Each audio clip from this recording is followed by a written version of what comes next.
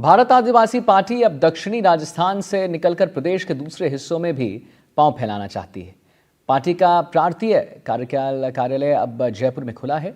अब तक डूंगरपुर बांसवाड़ा में पार्टी का मुख्यालय था, अब जयपुर में भी होगा।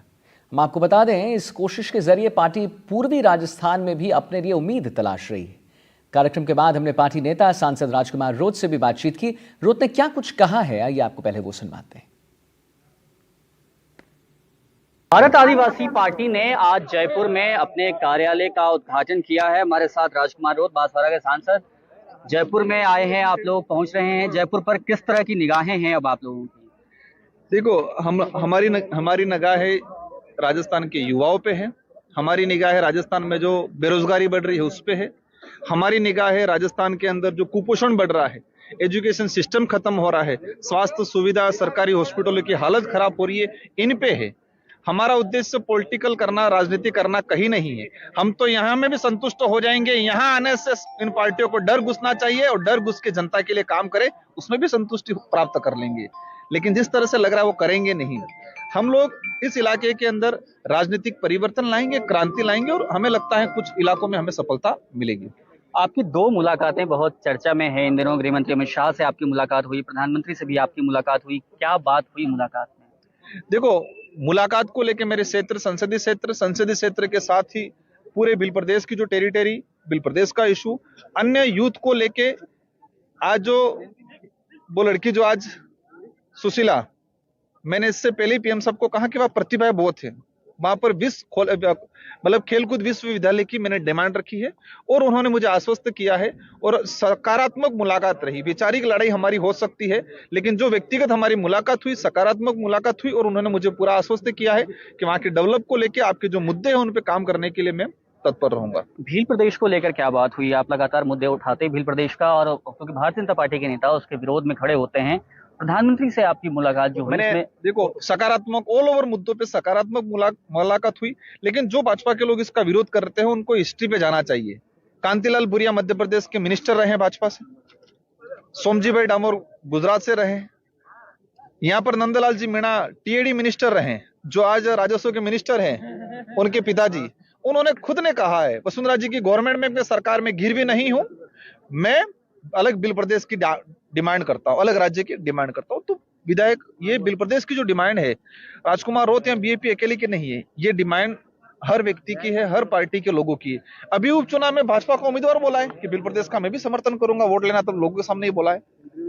तो ऐसी चीजें, ऐसा नहीं बीएपी या राजकुमार रोत इसको डिमांड कर रहा है, वहां के लोगों की जरूरत है और आने वाले समय में अवश्य बनेगा। आपने दो और महत्वपूर्ण बातें कही उसमें। एक कहा आपने कि टाइगर जो प्रोजेक्ट है, टाइगर रिजर्व का, उसको रोका जाए, साथ ही साथ बांसवाड़ा में जो प्लांट है उसको भी रोका जाए।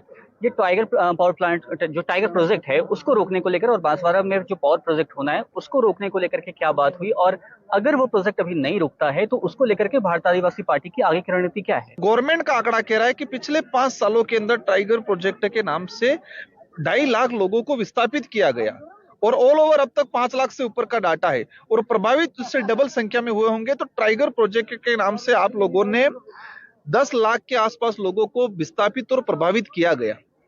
अब एक शेर को बसाने के लिए आप हजारों लोगों को, वो इसमें कौन रह रहा है, फॉरेस्ट में कौन रह रहा है, गरीब रह रहा है, आदिवासी रह रहा है, दलित रह रहा है, वही रह रहा है।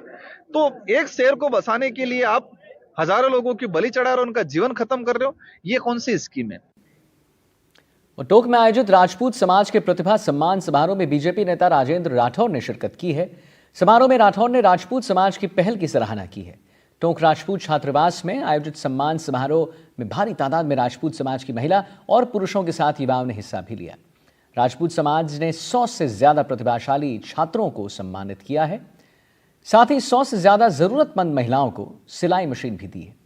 उत्तर प्रदेश सरकार पर गोविंद सिंह डोटासरा के बयान पर राठौर ने कहा कि शायद डोटासरा की गणित कमजोर है, इसीलिए डोटासरा को युवाओं को दी गई नौकरियां ही नहीं दिख रही।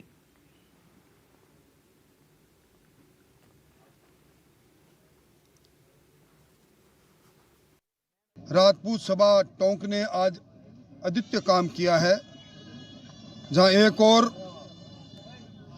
100 से ज़्यादा प्रतिभाओं का सम्मान किया है, जिन्होंने जिले भर में शिक्षा के क्षेत्र में, खेल के क्षेत्र में और 69 गतिविधियों में सर्वश्रेष्ठ कार्य किया। वहीं दूसरी ओर आज 111 के लगभग मशीन दी है उन हमारी बहनों को जो काल के क्रूर चक्र के कांड से अपने पति को खो चुकी है। महिला स्वावलंबित हो, इस ओर किया गया काम अद्वितीय है। और आज जो उन्होंने ऐलान किया है, फैसला लिया है कि हम कोचिंग सेंटर प्रारंभ करके यहाँ समाज के उन लोगों को जो पिछड़े लोग हैं उनको आगे बढ़ने के लिए मौका देंगे, मैं उनका भी धन्यवाद दूंगा। मैं और सभा के अध्यक्ष राम सिंह जी आज आभार व्यक्त करने यहाँ आए हैं। झुंझुनू में पद के दुरुपयोग मामले में नवलगढ़ नगर पालिका के चेयरमैन और वाइस चेयरमैन को निलंबित कर दिया गया है।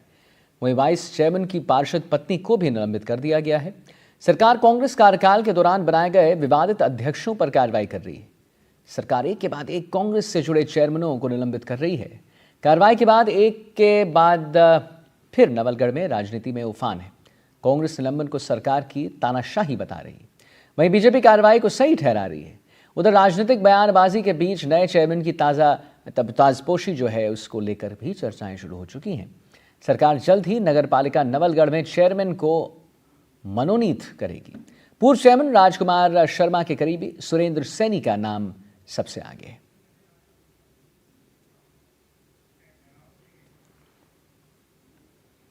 सवाई माधोपुर की बामनवास विधायक इंदिरा मीना का समर्थन के साथ धरना खत्म हो गया है। विधायक ने शनिवार की देर रात से बौनी थाना के सामने धरना दिया है। आखिरकार धरना दोपहर को खत्म हो गया। करीब 15 घंटे के विरोध के बाद एडिशनल एसपी ने विधायक इंदिरा मीना से समझाइश कर ली। इस दौरान 11 सूत्री मांगों पर सहमति बनने के बाद विधायक इंदिरा मीना ने धरना खत्म करने का औपचारिक घोषणा भी कर दिया। विधायक इंदिरा मीना ने कहा है कि माइनिंग विभाग ने इलाके के 4 लोगों के खिलाफ मामला दर्ज करवाया गया है और मामले में कार्रवाई का आश्वासन भी एडिशनल एसपी ने दे दिया है। साथ ही ब्लैक शीशे की वाहनों पर पाबंदी लगाने पर भी सहमति बन चुकी है।